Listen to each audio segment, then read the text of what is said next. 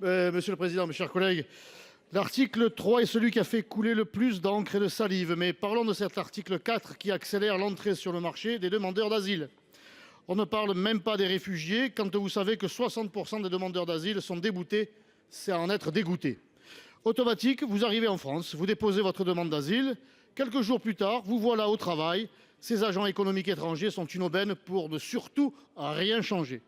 Il faut cesser avec l'argument utilitariste. Le droit d'asile n'a rien à voir avec l'immigration économique. M. Darmanin en appelait à être gentil avec les gentils et méchant avec les méchants. Mais il faut sortir de cette vision manichéenne. En l'occurrence ici, votre texte considère que les gentils, ce sont ceux que vous pouvez payer pas cher, alors qu'ils sont probablement sur notre sol dans une démarche de clandestinité. Finalement, vous tendez à supprimer les frontières entre régularité et irrégularité en ouvrant le marché du travail à la terre entière. Vous répondez ainsi, monsieur le ministre, à la demande de l'extrême gauche qui en appelle au droit au travail inconditionnel. Vous vous apprêtez à ouvrir une boîte de Pandore d'immigration en cascade.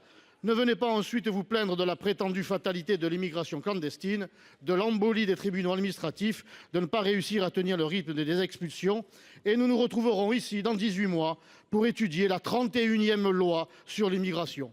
Si vous espérez séduire quelques chefs d'entreprise avec cette vision court-termiste, je rappelle que c'est leur compétitivité qui finira par être impactée par la charge sociale entraînée par le chômage des Français, l'immigration clandestine régularisée et le regroupement familial qui vient avec. Permettez-moi de citer l'actuel patron du MEDEF qui affirmait ce samedi 4 novembre qu'il y a beaucoup de chômeurs dans toutes les régions de France et que notre première responsabilité, c'est de les ramener vers l'emploi. Alors, mes chers collègues, je vous invite à rejeter sans hésitation cette mesure piège et hors sujet en votant cet amendement 531 rectifié. Merci.